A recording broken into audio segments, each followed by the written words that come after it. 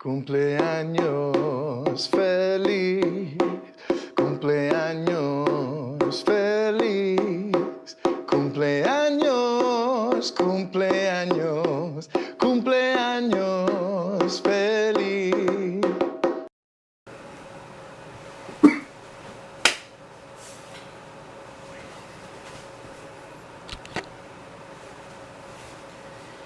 Hey Nina, happy belated birthday. I'm sorry this is a day or two late, because if I'm in the East Coast in Ohio, yeah, it's almost midnight, so technically it's 2 days late if you're out in the East Coast here with me here in Ohio. I'm wanting to make you this birthday video to show my support for you as a fan of Lab Rats, and you as my favorite TV writer and the best TV writer, not the best, the greatest TV writer of all time. This is an act I do on my YouTube channel for people from Lab Rats. I make them happy birthday videos, and I even upload Lab Rats related things.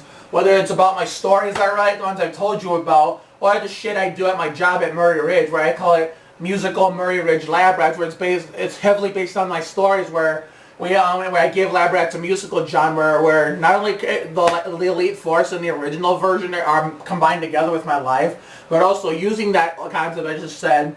I give it a musical drum where the characters of Lab Rats, original Elite Force, me and my real life friends, we cover and parody real life songs, real life artists. Like, for example, one of the parodies we did was a Ricky Martin Shake Your Bon Bon parody called Superhumans, where it goes superhuman, superhuman, superhumans, rather than shake your bon bon, shake your bon bon, shake your bon bon.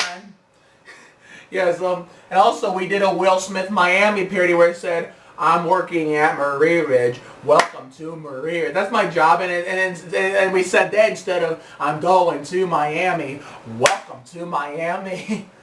What was another parody we did? I'm trying to think. Oh, we did in a NASCAR. I'm a big NASCAR fan. You see about my shirt on my hand had Austin. Yeah, Austin Dillon, number 3. His brother Ty's my second favorite driver, number 13. The guy coached Chevrolet.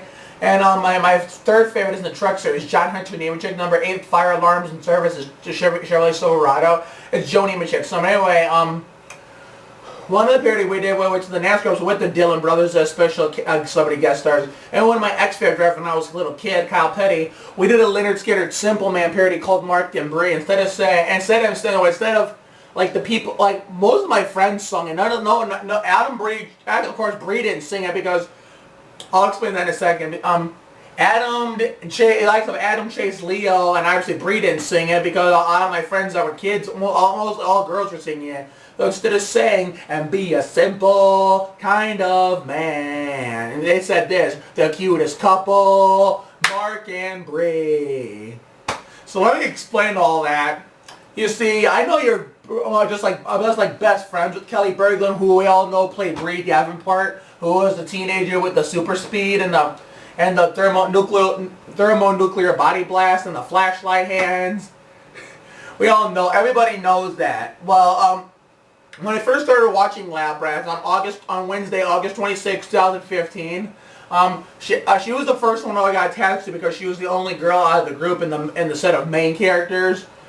So I got attached to Kelly quickly, and then of course I got attached to her character Bree. Then when I wrote my new season of stories, and a month later, I included her. I started just started loving her and Lab Rats as a whole so much that I started including. I started off when it comes to implementing Lab Rats into my stories. So I really wasn't writing about Lab Rats till September 2015. Technically, the full Lab Rats takeover was January, but I'm going to get to that as I explain this. Well, and by the way, I'm 23 years old and I have autism, so just so you're aware. I put it where Bree was the first one to show up in the middle of the episode, driving a car. At this house in particular, this is where I live, where she was trying to back her car in the driveway, and she didn't know what the hell she was doing because she didn't know she was at. Well, obviously, she knows now because she's my girlfriend now, and I'll explain that a little bit. I'm going to explain it right here. Everybody in the RV is hollering while I'm trying to eat my food with the rest of the girls. There's two girls looking out the window.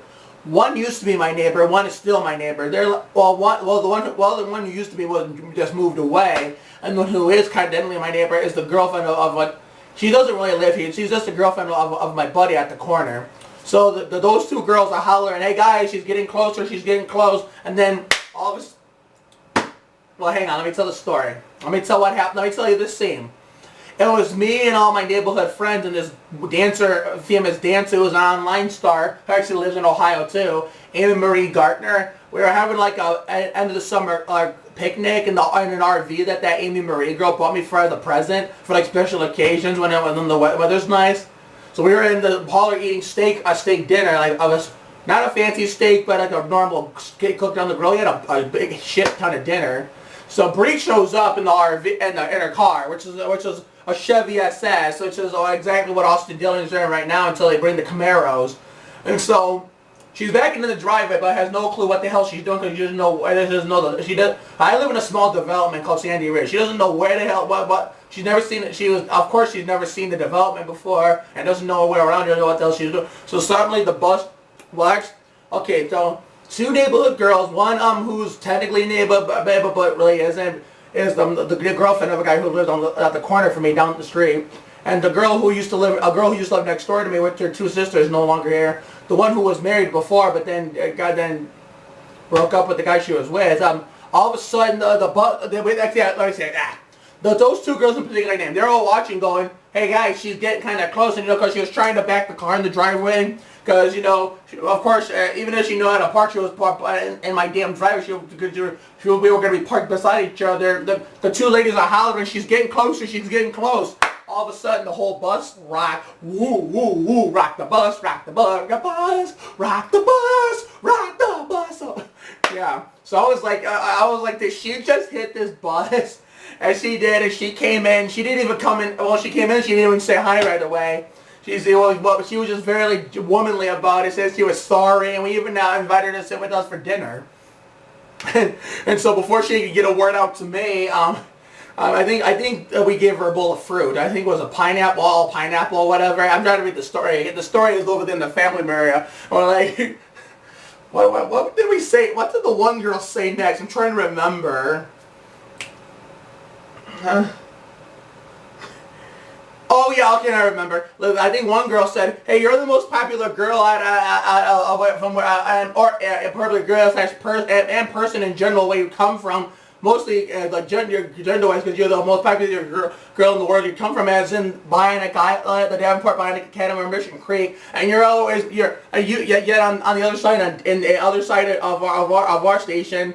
On Disney, you're making us look stupid every week. Every time there's a damn new episode of a show on Nick or Disney. So how the hell do you park into a parked bus? Brie could say it was beats me. And so she comes to sit next to me because she heard a lot about me.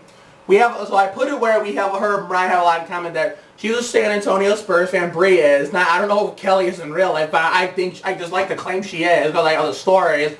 I put it where Brie wasn't used to like David Robinson, the Admiral, number 50, and then he retired, couldn't find it. She couldn't find no one until LaMarcus Aldridge came in free agency. The same year I wrote this story. I put it where she likes Austin Dillon, and yeah, just Austin right now. I mean, that was something that was forgotten about the series until this.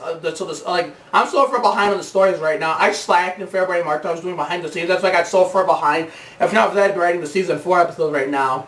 So therefore, she claimed that she liked Austin Dillon, and I don't know if she said she liked Ricky Martin. Well, you already know that because I sang you happy birthday and Instagram to Por arriba, por abajo, calientitos, bien pegado. Yeah, that's a Ricky Martin song. So I don't know if she said she liked Ricky Martin, but and then my neighbor who lives behind me, he had a motorcycle. He wanted to take me and Brie for a ride. So we get on his motorcycle. In reality, it's 2 people. On the stories, it's 3.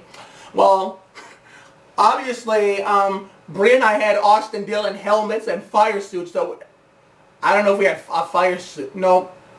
What the hell am I saying?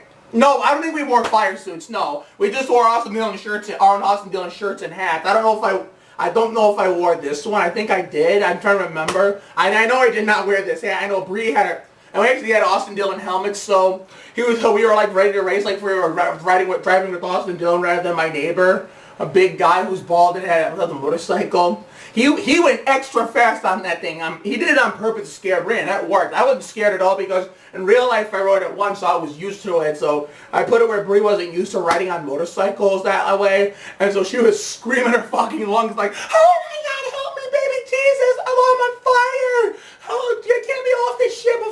fire, I'm on fire. You know, like Ricky Bobby. I don't know. I don't think she said help me Jesus or help me Tom Cruise. But I always jokingly say to my grandmother, get her all riled up, that Tom Cruise is the cousin of Jesus Christ.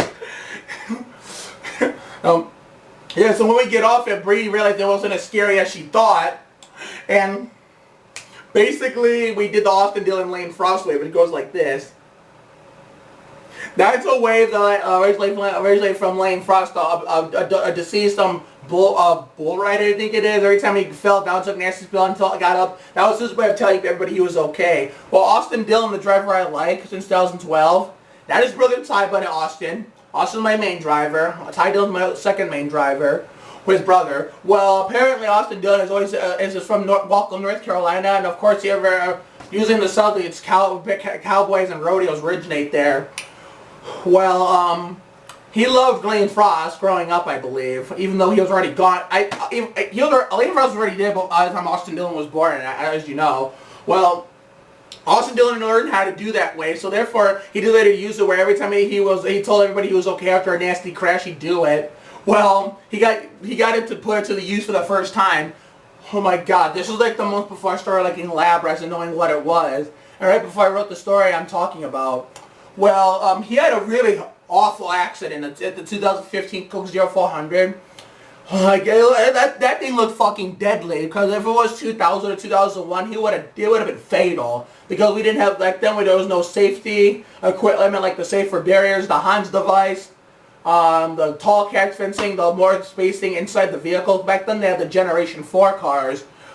Well, apparently I thought it was going to be a clean finish all the way, and I'm like, oh good, we got a clean finish. And then Denny Hamlin gets turned around in front of the whole field by Kevin Harvick. Well, it's Dale Earnhardt Jr., who's retiring at the end of this season, takes a checker flag, and Austin was the one who drove on top of Hamlin, got catapulted air going into the catch fence. I knew it was going to be bad when I seen it, but I didn't know it was Austin at first. I couldn't tell because the initial camera angle and then the flip show. I'm like, wait a minute, who the hell is that? And I knew Austin was in the crash. I didn't know it was the one. He was the one who flipped. I did not know that. I'm looking for him in the big pile. I'm like, where the hell is he? Where the hell is he? And so when NBC, who was broadcasting to go show the upside down car, I was trying to take a close look at it, and the sun. I saw it looked familiar. I'm like, oh shit. That's what I thought in my mind. And then when I revealed it's Austin. Oh my God! I wish you and some of the lab people would have been here. I went fucking bananas. All the wrong reasons. I was screaming in devastation. I was screaming like I was in pain. Like, no! Oh my God! Oh my God! No! No! No! Yeah, I was screaming in devastation. Then it turned into tears. I actually started crying too. I was scared to death. I was more scared than the average fan who sees the crash like that, because that was my favorite driver who flipped into a goddamn catch fence. I was fucking crying. Even when he got out of the car and did the wave, the Lane Frost wave, that's where, of course, that's where he first used it, right? Example, I'm using it.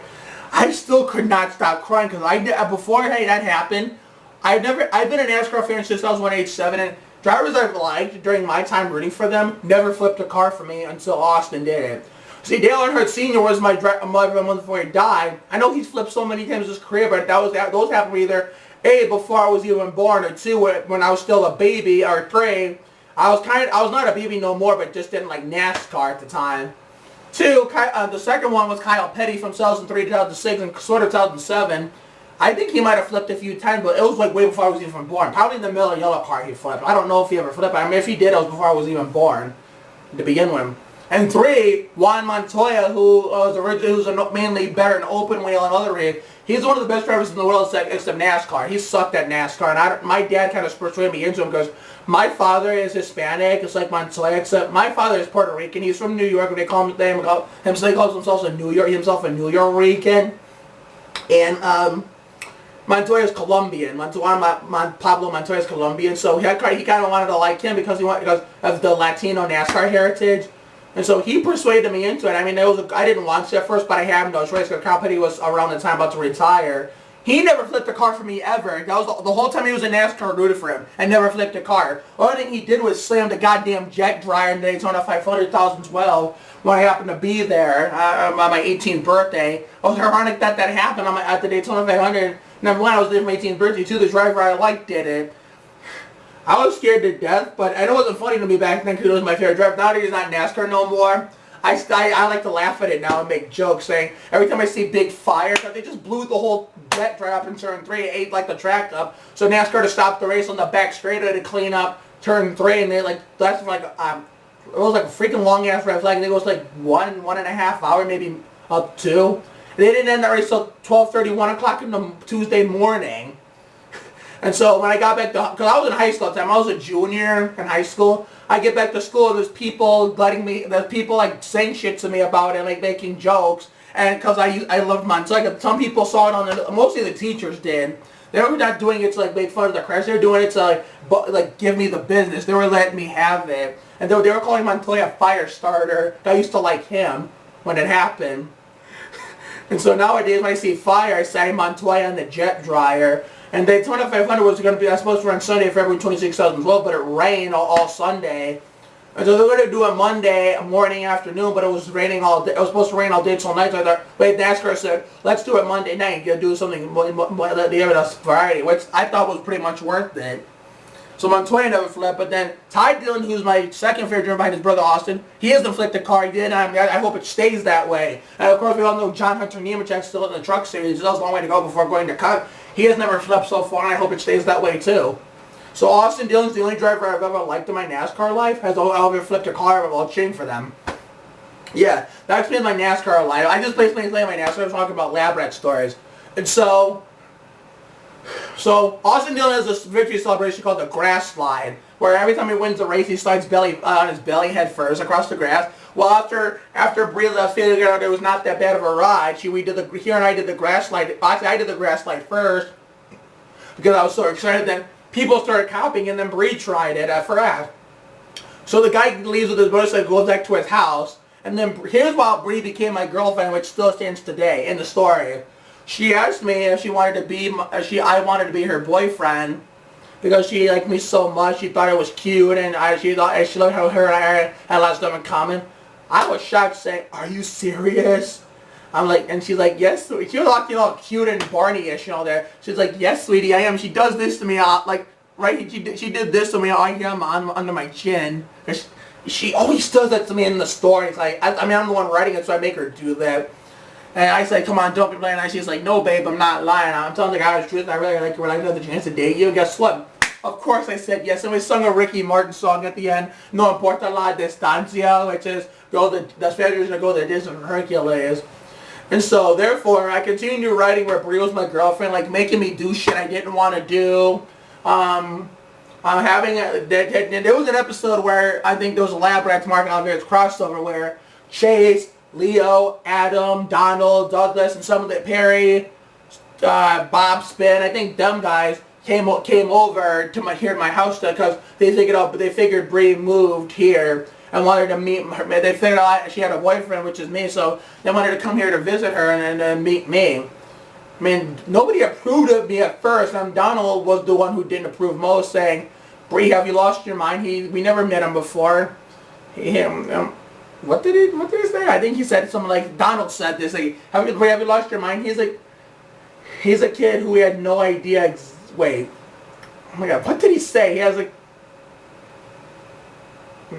there's a kid who never even, we don't know, something about not having bionics and why are you dating him? I don't remember exactly what Donald said, but Brie was quick to go to my friends, like, give him a break, guys. Because at the time I was 21 years old, I'm 23 now. She's like, he's 21 years old and has autism. He's a good guy.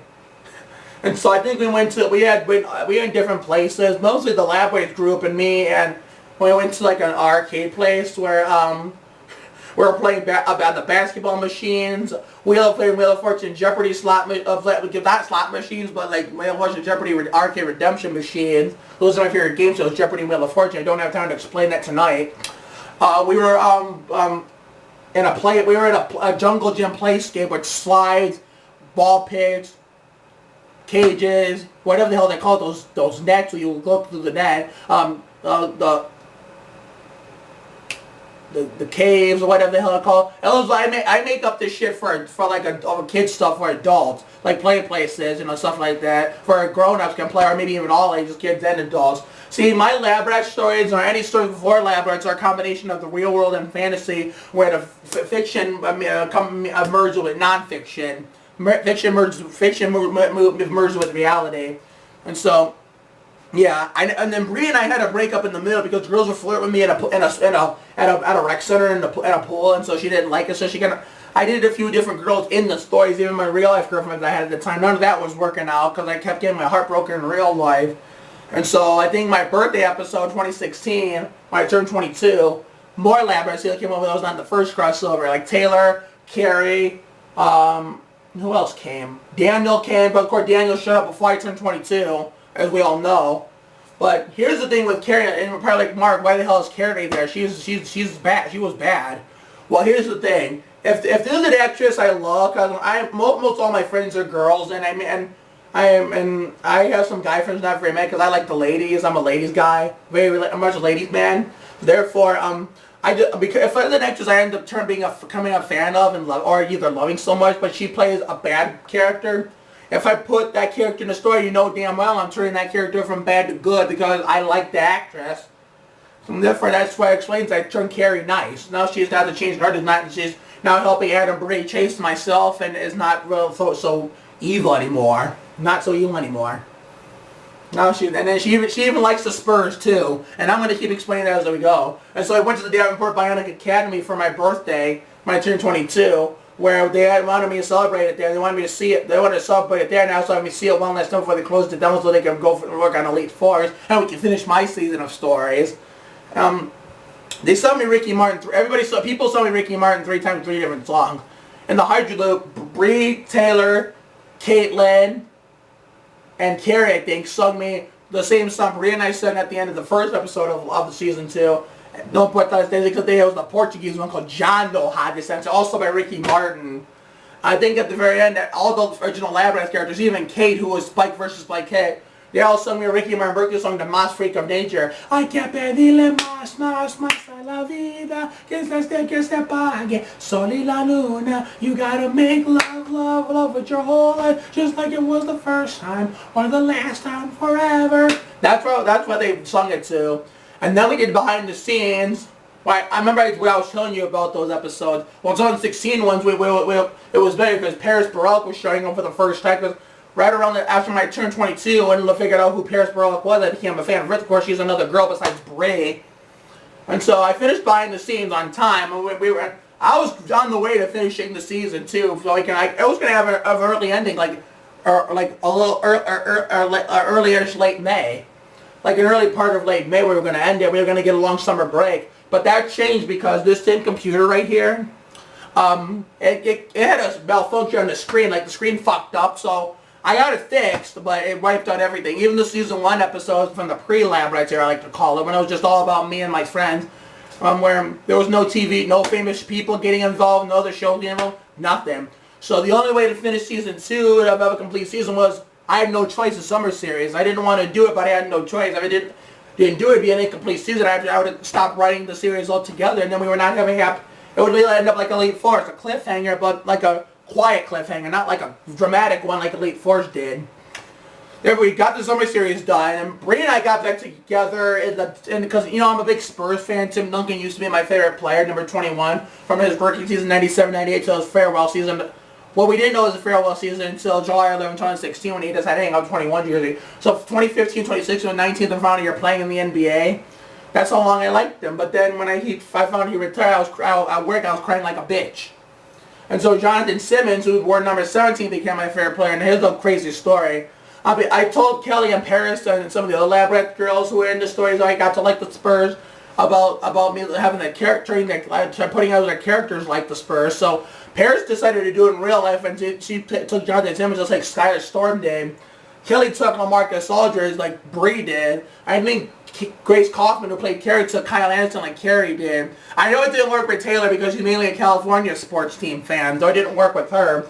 Leandra Ramirez, believe it or not, at school played Kate, was already a Spurs fan before I did the story. I put her with Kate like Boban Marjanovic, but he's now with the Pistons, so I was kind of crushed when he left because he was a fan. But right before Duncan retired, Boban left. And then, who else? Oh, Caitlin, Michelle Carrazzo. I let her wear Caitlin like Bonner, right, Rocket, number 15. And so Michelle Cross wanted to do it in real life too. And she was even liking my tweets about Bonner too. When I only was late as a lab rats and I tagged her in it. So, yeah, but Bonner retired too. So, but he's working on the Spurs channel on Fox Sports Southwest as an analyst. But Caitlyn still has Bonner as her all-time favorite player in the stories. So Bree and I got back together there. And season 3 was official Lab Rats takeover, where Kaz and Oliver showed up, and just like the rest of the gang crew and for season 2 Mark Oliver's Lab Rats crossover. Oliver and Kaz did not approve of me at first.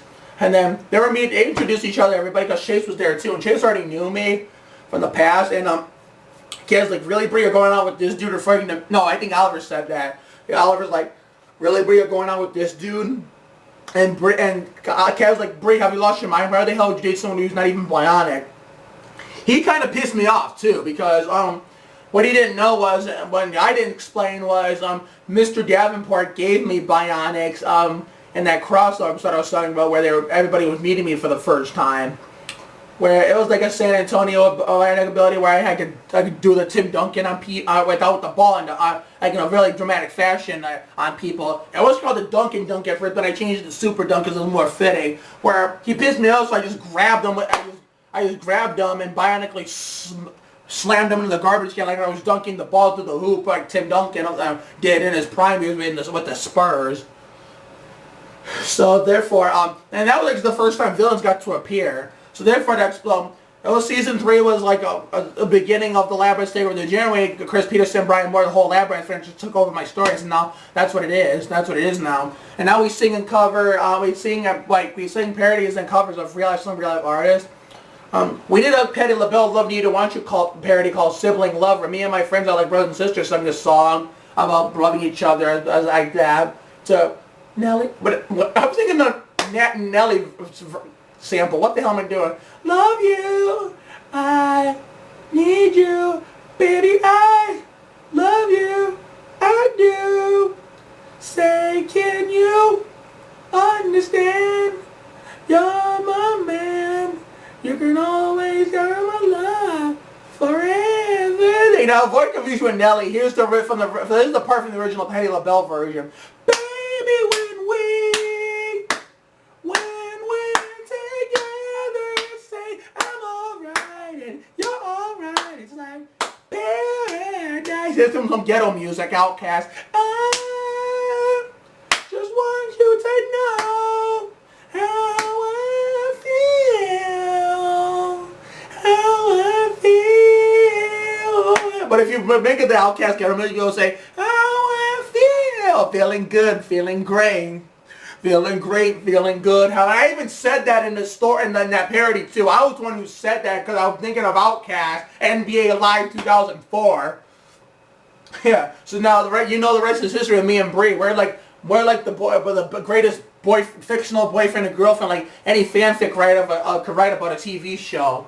We're already calling each other, we're everybody calling us Mr. and Mrs. Oliveris already, and even we're calling each other that too. We're not even married yet, but we're guaranteeing ourselves we will, even though when that episode comes, series finale, where we get engaged, I'm not gonna pop the question. I'm gonna be different. She's gonna pop the question to me. I'm like setting up in my mind, planning in my mind where on current episodes working on, she's already planning the engagement and how she's going to do it, where she's going to do it, right, and how she's going to do it without me even knowing. So I'm guessing I'm planning it where every time I'm not around in an episode, in an episode I write, every time I'm not around, like, so she secretly plans the engagement, not the wedding, but the engagement. So yeah.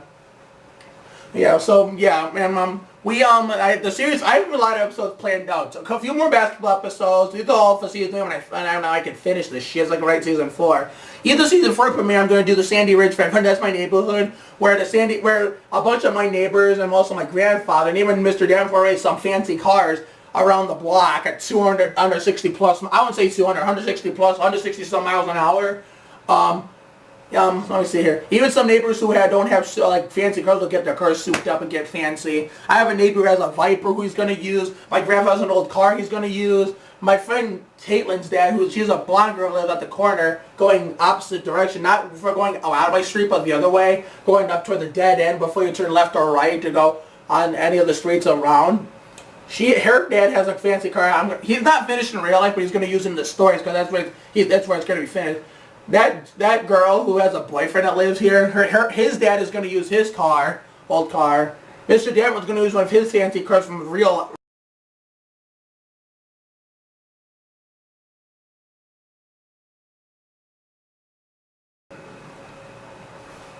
Okay, sorry about that, Nina. My video cut out. The film cut out before I was done talking. But anyway, Marcus called me the Silver Spoon fan, referring to Austin and Ty, because Austin and Ty have a lot of haters. They're saying because they drive Dale Earnhardt Sr.'s old number 3, and the fact that the grandfather is Richard Childress. When as of the 3 situation, number 1, it was NASCAR does retired numbers, and the owner leases it to them for use. And 2, if they did retire numbers, they'd be running out. So therefore, like, by their logic, the 24 should be retired because Jeff Gordon's no longer driving. And the 43 should no longer be used. Richard Petty's no longer driving. And then the argument would be saying for we're going to be using the 48 and the Jimmy Johnson, the same argument too, because he's won 7 titles too. He's going for 8 this year. But then those same people who would say this shit about Dylan in the 3 are the same people who say, well, Dale died in the 3, that's why he should be retired. But no, I mean, I don't care who died, why they should be retired or not. You think they should be retired at least. NASCAR won't retire numbers in the upper series because they're just going to run out of fucking numbers. How stupid is that? Like, if they just kept retiring numbers because of great drivers driving them for a long time, then they have no numbers left. They have none. They're idiots.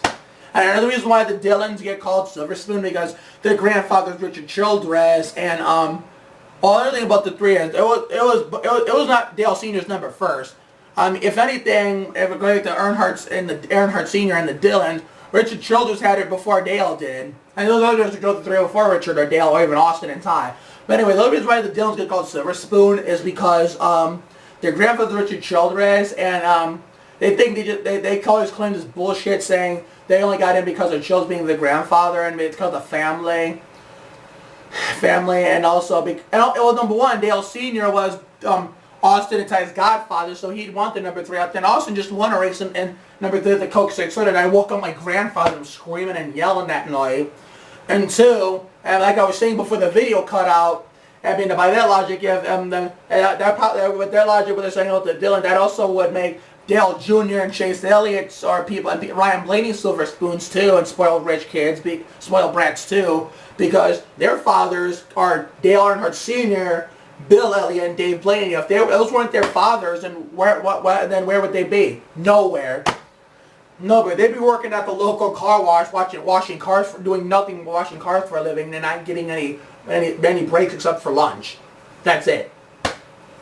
Yeah, so Marcus called me that as an insult. Stephanie is Alana Gregory, as you all know, and I love Alana Gregory so much. That's when I do the Lab Rats Livin' Maddie crossover soon. That's where Stephanie is gonna have her first ever debut as a good character. Kind of like how they turned Douglas good in the middle of the show, because he started off as a bad guy in season 2, and then they made him good in middle of season 3, and kept him that way until the show ended. Well, Stephanie, she as well as an evil character, one time made me cry. She mainly hurts my feelings now rather than Bree's like in the original show. At one point, after I was already crying because of her, she called to all of my friends' faces, my friends who were defending me. She said while they were like giving her a piece of their mind, she called to their faces. She called Ricky Martin Mickey Fartin. I'm pretty sure if I heard that would have pissed me off even more, and I would start crying more. And she's lucky I did not hear that. I was in the first episode of 2017. I think, and also Giselle's insult is the best. She has the best one of all. And this is because she never stopped calling me this, no matter what. Because I would explain my favorite player was Tim Duncan on the Spurs. Well, she calls me Bumpkin or Tim Bumpkin rather than Tim Duncan or just Duncan. Because people who hate the Spurs will usually call them like the low-level people like Bumpkin, Ternobili, Popovich, Parkquare, whatever. Well, let me see. They even called Bruce. They have a lot of insults for Bowen. So I don't know what they would call Kawhi though, or I George Griffin. I mean, they can talk about Kawhi all they want to, or Aldridge, or Duncan, or Parker, Ginobili, but you'd better not disrespect the Iceman or the Admiral, Iceman George Gervin or the Admiral David Robinson. I don't care if people hate the Spurs, which is my favorite team, that's fine, but never talk shit about David Robinson or George Gervin, ever. Because those guys were playing way before most of these Spurs haters were even around. Just to say shit. I mean, I can understand hating the Spurs, but talking shit about Robinson and Gervin is going too far when it comes to Spurs hate. Yeah, what's another one? Oh yeah, speaking of the Spurs, Scarlett from Elite Force, who Paris Baruch also played the evil version of Skylar. She one time called the Spurs the San Antonio Sperms, and the full version was from a four-way birthday episode where she called me the ugly four-eyed kid, because, you know, four-eyed have glasses, as you can see. She called me the ugly four-eyed kid who loved the San Antonio Sperms. And there's even insults regarding famous people I like too, like in sports. She one time called, on that same sentence, she called Duncan an old retired has-been or whatever. I think Stephanie one time called Duncan an old retired never was. Something like that. And even said, it was in a basketball episode, and after that same sentence, Stephanie said, hey Mark, the Spurs are trash. That's what she said, that's what Stephanie said to me, or Gregory. And Crane one time called me the Ricky Martin bum. Sebastian one time called me the Ricky Martin imbecile. What else? Giselle one time called me the Ricky Martin loser, because you know my favorite singer is Ricky Martin, Livin la Vida Loca. What was another insult? I don't think Roman and Riker said anything to me yet.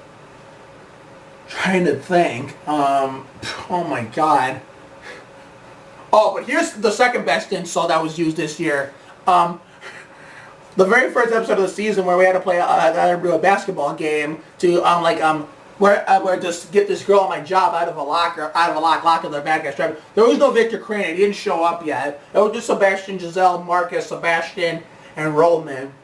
So I made the deal with Marcus and Giselle. I shook their hands saying, hey, if you guys as the Spurs win, we ain't gonna do shit. We'll just leave you alone. But if we win, we're taking Emily. Guess what? That's my friend who was at home where she's in the senior room right now. She's be a sub. But she's like if you Spurs lose to us villains, we're not gonna hurt you guys. We're just gonna take Emily to Roman and Riker's lab for the rest of her life.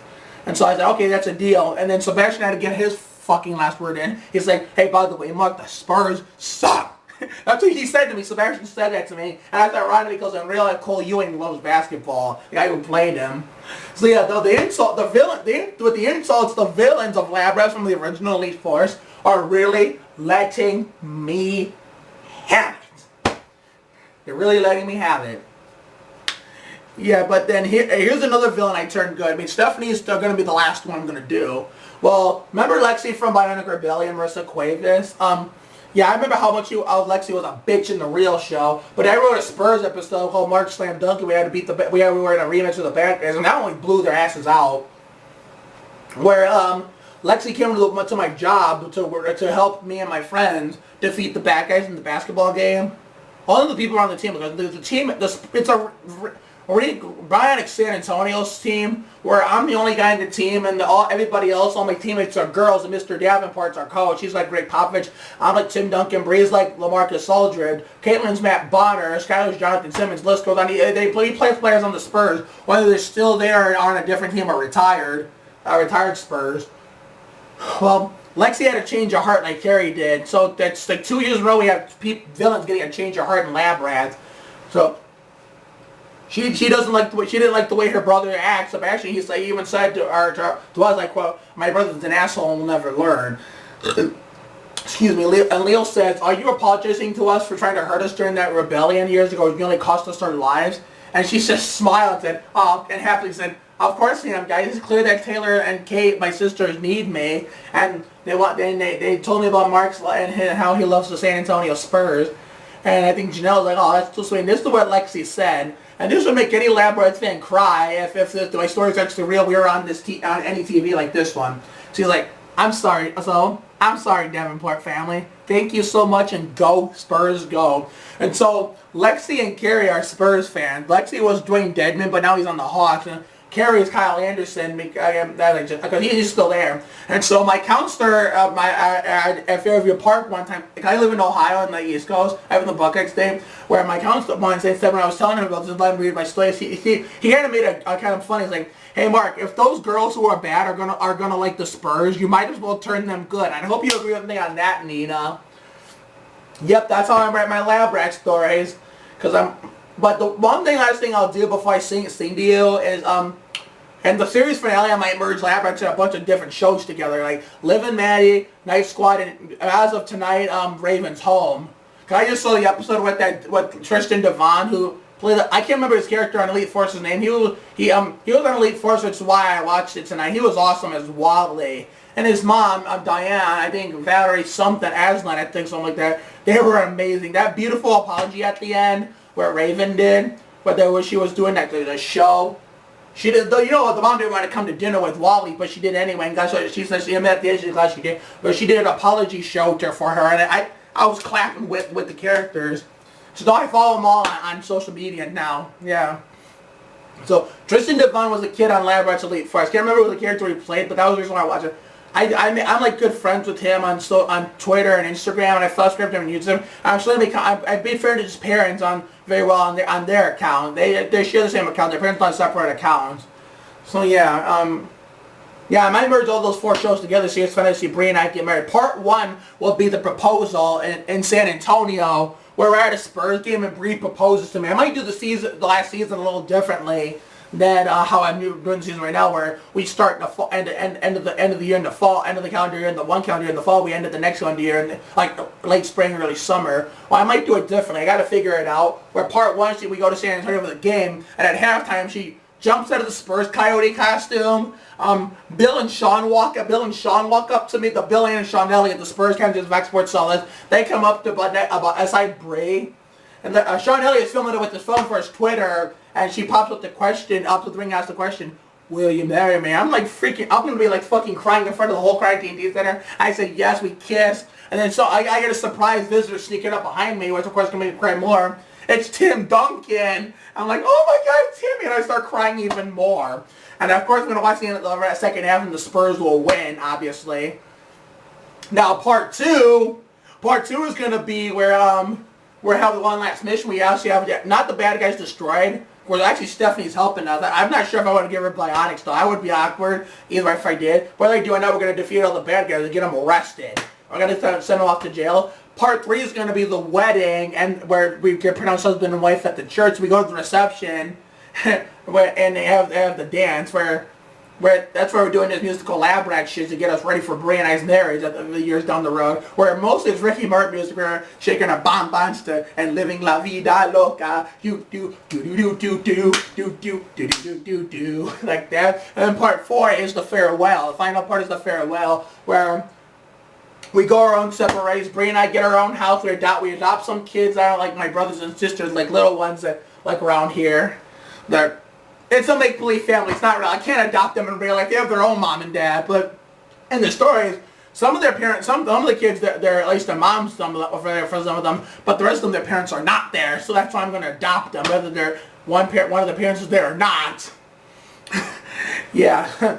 I think Adam and Kelly said are going to work at Taco Bell with my friend Courtney, who's going to train them. Skylar's going to be pregnant with Oliver. They're going to become parents before they even marry. Leo and Janelle are going to get engaged. Donald and Douglas are going to retire. And for Dad, I'm going to stay back in this house currently and take care of it with my dad, while they take care of Daniel, who's going to go to high school. Carrie is going to be in middle school, I think, or whatever. I don't know how old she's going to be by then. Carrie Grace Kaufman. I mean, it's high school, I think she will be. Daniel and Carrie, I think, will be in high school by then. Taylor, Lexi, Caitlin, Stephanie, and Kate will take off to college and actually live there. Who's another one? Oh, yeah, Bob and Spin. Bob is going to be in high school too with Daniel and Carrie. I'm not sure. Maybe Spin. Yeah, they're all going to be. Max Charles and Brandon Tellers are going to be way older by then, and Pierce Joseph. So I have to put.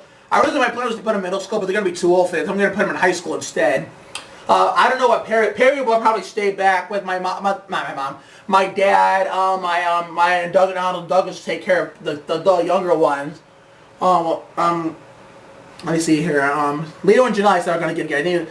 Tasha's still going to be a news report, be a reporter, but not for television news. She's going to be a sports reporter for the Spurs on Fox Sports Southwest. So, who else is going to have a job? I think Eddie will. We're going to take Eddie with me. With us, me and Bria are going to take Eddie with us to the new house. So that way, Donald don't have to deal with them, and Douglas don't have to deal with them during their retirement. Man, he doesn't. And my dad don't have to hear him gloat. Although I will admit, I did turn Eddie nice in the stories too. And his first appearance in a birthday episode back which I was taking place in March 2017. Because the lab is my storage room, and the stories. The storage room in real life is not Mr. Danforth's lab. I combined both. I combined all 4 seasons of Virgin Lab Rats together with the lead force, where both all three, the lab and the hydrogel are all there with the capsules. So everything's all together. A bunch of everything in the Lab Rats franchise that's original or lead force all mixed together. Whether it's like the stuff that was there, the characters, heroes and stuff like that, and the musical genre too, and the future stuff, the marriages, What was they saying? What are they saying? Trying to think. What was I going to say? Oh yeah, I didn't say Chase. Chase is remember how Sabrina couldn't date Chase because he was Hispanic? Well, they date in real life, so Chase and Sabrina are going to date are going to move out on their own, go their own separate ways. So it's unknown we'll ever see Chase again. We probably will, but very rarely. I'm not sure what Danielle, Virginia Gardner, or Zoe, Santa Victoria, Alicia, AJ Alicia Henning, or whoever Tristan Devon played in the lead force. I'm not sure what they're all going to do, but I'm pretty sure I'm going to find them something. Maybe they'll be old enough to go to high school with Bob, Carrie, Spin, and Daniel. Yeah, they might be old enough to go to high school with them, so I'll put them in high school with them. Yeah, so I think I'll put Danielle in college with Lexi, Taylor, Caitlin, and Kate Stephanie. Yeah, that's what I'm going to do. So Bria and I are at the house going, oh yeah, I was talking about Eddie, now I remember. In the one episode I had, to mark Eddie's return, the lab rat, I never put him in a lab rat story until the episode started to March on Syntax throughout the summer, and I was trying to catch up. He's in the lab, announcing he's had to change our heart. He's not so mean to people anymore, but only because I'm there. And we secretly programmed him to be nice and kept him that way. And remember, and Human Eddie Perry just wanted to change him back to being mean to people. Because they programmed him to be nice, everybody else did, but Perry wanted him to be mean again because she didn't like him being nice. It actually worked. So she tried that in the story, but I said, hell no, this is my house, my rules. You're not in the academy no more. You're not in Michigan. You ain't doing that shit in my house. All she could say was, damn. That's all she said. Perry said that. Yeah, I thought it was pretty funny that she did, the way she reacted to that. So yeah, Eddie, and to have full proof that he's now changed by, this is where the musical Lab Rats comes with the parodies. He did a parody of the Doobie Brothers, What a Fool Believes, called Eddie Has Returned. Remember, what a fool believes, can you see, the wise man got the power, something like that, but instead of saying that, they say, Eddie has returned, can you see, let me try it again. Eddie has returned. Oh my God. Eddie has returned. Can you see? He's back better than ever. That's what they say in the pair. Sorry, I did not want to sound like shit trying to sing you a sample of the Doobie Brothers, What a Fool Believes, for Eddie has returned. We're also going to do a Ricky Martin Cup of Life parody. Now I'm going to sing for you. Now while I get the song set up, I'm going to explain Ricky Martin. Ricky Martin's been my favorite artist since 1999 at age 5 when this particular album came out. Let me show you. You should know this. Rick, this is a 1999 self-titled album, which was the first one he did in English, and it has this. Here, let me get a closer look on that. Yep, it has my song, "Livin la Vida Loca." That's my #1 favorite song. That's the same year it came out with this album. That's when I started liking him. My dad got me this CD as a gift without me even knowing. It wasn't a Christmas gift or a birthday gift. It was the same year that it came out. Well, I was at the YMCA where my mom and my grandmother worked at the time. I lived in Ohio the first time. I would explain how much I've moved and I've been all over the place and living, but I don't have time for that. Well, he never went to the YMCA ever. My grandfather did just to work out. That was it. But Because I remember one time I was leaving there and I'm like, hey, Papa, what are you doing here? He was working out. I was like just surprised and happy to see him. But anyway, my dad comes in the classroom where my mom was working. My dad, what the hell are you doing here? Well, I don't know if I even knew how to say that at the age for the time, but I probably was thinking about it.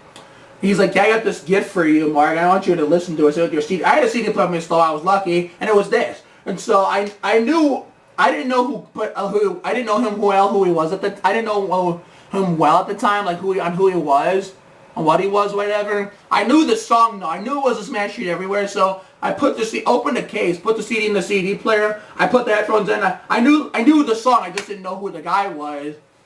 And so I just played the song and just was so crazy. I was dancing in the chair. I was trying to keep it calm so my mom wouldn't yell at me for going crazy in the chair. And that's why I just loved it all of a sudden. Yep, I love Ricky Martin for 18 years and counting, about to be 19 in 2018. That's my favorite song. And okay, hear me to explain. Let's say if me, you, Kelly, and some other people from Lab Rats are at a Disney event, like a fairgrounds event somewhere in California, or just walking around. This actually happened in Cedar Point this past summer. I'm just walking around and you hear Livin la Vida Loca or any Ricky Martin. Well, basically any Ricky Martin song that I know, period. Just be careful and watch the hell out because I will go crazy. And I just mentioned the deadliest weapon, Livin la Vida Loca, because if that's this one that comes on, then you're watch out. There I go. I'll be like going crazy, dancing, jumping up and down, flailing my arms in the air, singing away at the top of my lungs. That's what I do with Ricky Martin. Mainly with Livin la Vida Loca. I know it in English and Spanish lyrics-wise. Because I love him so much, I have a huge talent with this song, where I can sing every word to almost every song with the Spanish, even though I don't speak much. I speak a little Spanish, but not much. I know how to sing every word to almost every song with the Spanish. I know like 3 of them in Portuguese, but trying to go for 4 and 5, I'll try to 5 slowly. There's even one that I know like Spanish song, but has a little French implemented into it. Yeah. I've had so many explosions with him with that song. I know La Vida Loca and other songs, just not. In fact, that's what I'm probably gonna sing to you, I guess. I gotta figure out which one I'm gonna do. I have so many renditions of this damn song on here.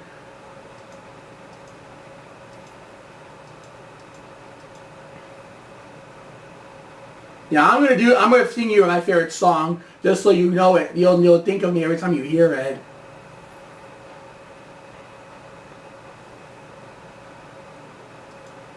I don't know if I should do it in Spanish or English though. Well, I know you can't respond to this until you see it, but just for the hell of it, I'll do the English version so you know exactly what I'm saying. Once I get to know you, and hopefully if I meet you, I'll sing it in Spanish for you. Okay, Nina, Miss Nina Tarrab. Remember, a famous a true lab rat. Fandom legend. That was part of the Bajo, but here's the granddaddy of all Ricky Martin songs, old and new.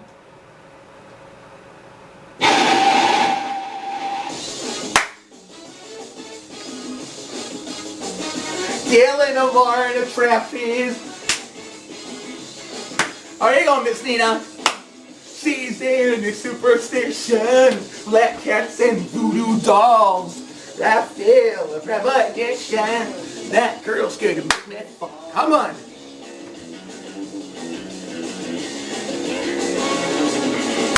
She's in the new sensation, new kicks in the candlelight. She's got a new addiction for every day and night. She'll make you take your clothes off and go dancing in the rain. She'll make you live a crazy life, but she'll take away your pain. Like a bullet to your brain. Come on, upside, inside out. She's living la vida loca. She'll push it, pull you down. Living la vida loca. Her lips are devil red, and the skin's the color mocha. She will wear you out. Living la vida loca. Come on, living la vida loca. Come on, she's living la vida loca.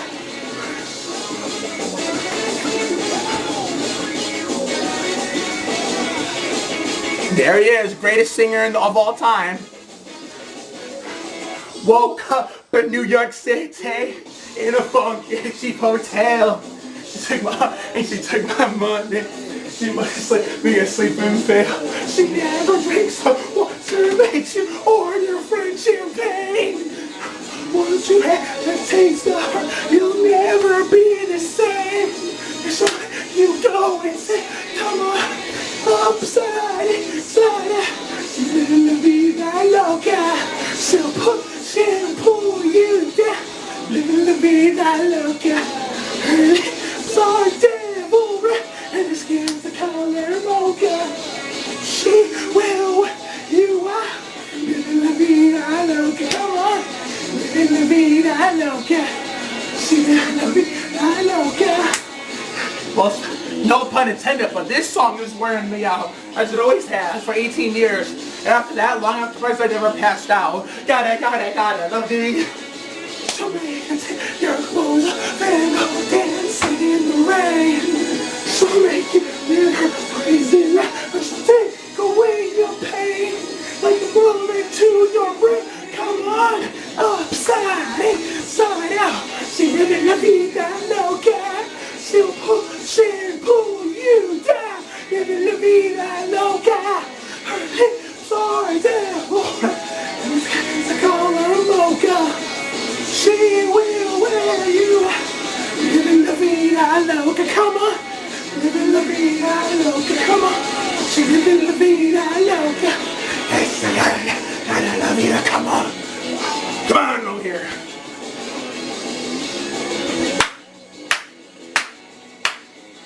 Here we go.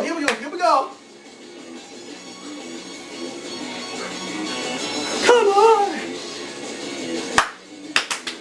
Gotta la Vida Loca. I gotta la Vida Loca. Gotta la Vida. So there you have it, Nina. That's your birthday video for this year. I didn't do it on your real birthday after work because I was way too jacked up that day. I'm taking off this fucking hat, I swear. But I seem to notice a pattern lately. Since Monday when I was howling Jeremy's birthday, house birthday, Jeremy Ken Jackson, it's usually every time there's a birthday from somebody from Labrat, and I happen to be at work for it, I'm always getting jacked up for that reason. I don't know why. Maybe Labrat's birthdays bring me good luck at work, like energy-wise. No pun intended, but like I said, that song wore me out. Livin la Vida Labrat. You've probably heard me say that before. After 18 years of loving this man and his music and that awesome kick-ass song, I'm surprised I never passed off from dancing like crazy for that song. And flailing my arms in the air, jumping up and down, singing and screaming at the top of my lungs. Well, I might do that tomorrow because I got to dance tomorrow night for my job, the 50th anniversary ball. Man. But two more things before I go. One, I did send you a friend request on Facebook just recently. I'm friends with a lot of people from Labrat and then some other famous people from other shows I love. Of course, my Facebook name is Mark Oliverson. You'll know it's me when you just click on my profile, see my nickname and print underneath my real name, the Ricky Martin kid. Because one of the NASCAR announcers who was on Fox, and I was in Sirius 6 on NASCAR radio, Daniel Trotta from we used to tweet each other all the time. Before all that time until we met, so Michigan National Team in June 2016. Before June 2016, like most of late 2015 and early 2016, we used to tweet each other all the time about NASCAR. I used to send her videos of me singing Ricky Martin. She called me the Ricky Martin kid because I sent her so much shit about Ricky Martin, whether it's just tweets and alone or tweets with videos. Whether it's on Twitter videos, just I link it to YouTube. Yeah, so just accept me there. My profile picture is an Austin Dillon profile picture. There's a black background with his initials AD, like his AD logo for his initials, Austin Dillon. And my header is Austin and his brother Ty from Darlington, the throwback scheme. Austin is a blue and yellow car. Sorry about that, I'm just sweating like a mother. Sorry if I had to pull my shirt up like that. You gotta see my skin. Austin has a blue and yellow car on the left. That's a Dale Earnhardt Sr. throwback when he ran the Wrangler car back in the day. And Ty has a black and gold car number 13. On the right, Smoky Unit throwback, so you know it's me with the Austin and Ty stuff and the Ricky Martin note, Ricky Martin nickname on the top on my real name. So you know my Twitter, I hope. I know your Twitter name is Jersey Jackson. I followed you there a long time ago and I introduced myself. I don't know if you've seen that or not. You probably just didn't like it or say anything. My Twitter name is Mark Oliveras 215 if you want to follow me there, because 3 people from the show actually follow me on there. Kelly, Ben Steele, who played Owen, one of Bree's ex-boyfriend, used to date her before I came around the store, and our dear Graham Shields played Victor Crane. Actually, some of them have me everywhere. Like Graham has me everywhere on Twitter, Facebook, and Instagram.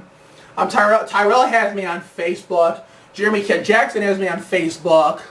Jake Short, one of the people who you worked with, has me on Facebook. I mean, I'll give you a friend suggestion once I get off this thing and upload this, because I have them on there. I have them on there. Madison Pettis, I think, has me play Janelle. I don't know if she ever posted stuff on her own, of her own. But I was thinking about her on her birthday, when the break here for 100, and I was hoping. Again, Nina, the damn video cut off again. I was like taking up so much time. I'm sorry about that. Well, I was just explaining what my social media pages were. I'll explain to you about the Facebook one. Yeah, Austin inside Dylan header. Austin on the left with the blue and yellow number 3 Dale Senior throwback when he drove the Wrangler car back in the 80s. My profile picture is a black background with the Austin Dillon logo, which is of initials AD for Austin Dillon, and on the right of my header is his brother Ty Dillon, a black and gold number 13 Smokey Unit throwback. So yeah, and then you know how the true identity of me, but not just the NASCAR stuff. Not the NASCAR stuff. It is the kind of identity, but the true identity is when you see my nickname below it, the Ricky Martin Kid. And I already said Daniel Trotta, who worked on Fox. NASCAR Fox, no, works as SiriusXM NASCAR Radio, gave me that nickname when she met me, because I tweeted her so much about Ricky Martin, tweets alone and tweets it with videos in them, and we used to tweet each other all the time, like we knew each other forever, and we always saw each other every day. So yeah, so people have me on Facebook from Lab Rats. Tyrell Daz has me, Jeremy Kent Jackson has me, Graham Shields has me, Madison Pettis already said had me, but I don't know if she posts. I know it's always active. I don't know if it's her posting or not. I have somebody who working for her post it, and I was saying before I got cut off, I was thinking about her on the weekend of the break here for 100, which was her birthday week. I was hoping that one of the Dillons could win for her, but that didn't happen. So oh well. I know Ryan Potter, who played Riker on Elite Force, has one, but he never uses it anymore. He actually liked when I post when I first friended him about the Spurs, where I said when it was the bench versus bench game with the Spurs and Warriors in San Antonio back in March. It was announced that Kawhi Leonard was not going to play, and again, I was bummed out about it. So Ryan Potter was one of the three people who all 3 people like that post, and it was an honor. And I have Kelly's mom on there, Michelle Berglund. You already have her as a friend on there. So yeah, my Facebook is Mark Oliveras, Oliver with an AS. My Twitter handle, I know I follow you on your Twitter handle, Jersey Jackson. I did tweet you happy birthday, I feel like 3 times in 2 days. I even had pizza for dinner tonight and dedicated to you in honor of your birthday yesterday. Technically 2 days ago, since it's already past 1 o'clock in the morning here on the East Coast here in Ohio. So I celebrate your birthday twice in 3 days. Actually, no, twice in I not celebrated, but I tweeted to you twice and 3 times. Happy birthday three times in 2 days. What the hell am I saying? I'm just fucked up. Maybe that's why. So yeah, my Twitter handle is Mark Oliveras 215 if you wish to follow me there. I already know my Instagram handle. You saw me saying happy birthday to you on Instagram to Ricky Martin. Por arriba, por abajo. Mark Oliveras 313 to 313, 3 for Austin, 13 for 13 for Ty. Yeah, because I'll also explain to you why I'm asking you to accept my friend request on Facebook I sent you, which some of the Labyrinth people have. And other other famous people, other shows I love, and also explain why I'm asking you to follow me on Twitter and Instagram, which is some of the Labyrinth people already did. Brandon Tellers on Instagram has me, and so does Graham, of course. I said that, and Joaquin Powell played that bad black kid named Reggie on Spike vs. Beckett, where Kate was. My goal, I set a goal for the beginning of the year, in 2017 and calendar year and beyond, other calendar years beyond that, until it's all accomplished, to get my name out there to the fandom and cast crew and whole Lab Rats franchise. Starting with, which this was my start. YouTube was my start, and then hopefully I was hoping also my main goal was a part of that was besides that, mainly was to get follows and friendings for them on social media, Facebook, Twitter, Instagram. Some of them it actually worked out. I'm still working really hard, one step at a time to get every single person, including you. And that's why I'm asking you, I'm really asking you, like, to follow me follow me on Twitter and Instagram, and also accept my Facebook friend request. It would mean a lot to me if you did. I mean, not much as I love Kelly, it would mean so much to me if you accepted me on their Facebook and also followed me on Twitter and Instagram. And sometimes I think Billy Younger had a Facebook one time, but then all of a sudden it disappeared. I had him in the summer, but then it disappeared because he even like it was Twitter and Instagram name on his Facebook bio.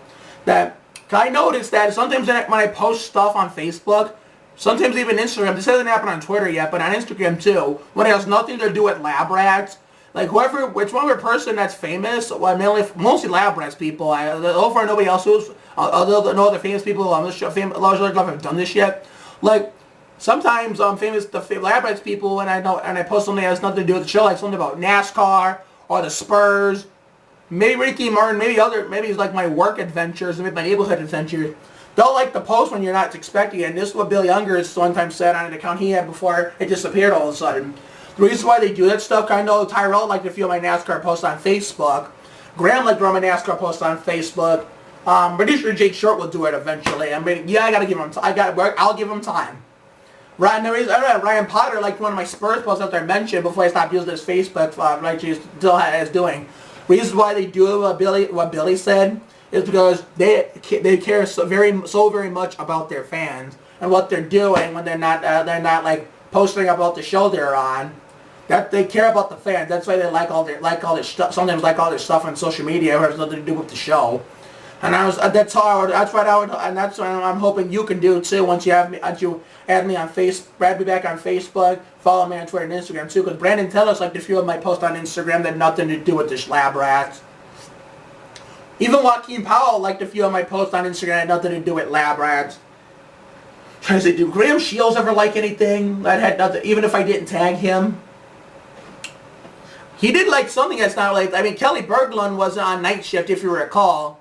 Like, I was shitting myself when I started falling from the roller coaster. And because she was crying, I was crying too, because I was a huge fan of Kelly's, and I was an avid fan of Kelly's. Whenever she's crying, guess what? I'm crying too.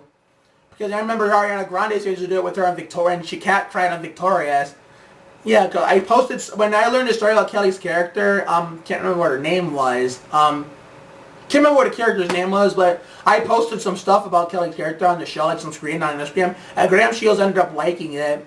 Therefore, yeah, so you lab rats people, and also all these other famous people from other Nick and Disney shows us fans love.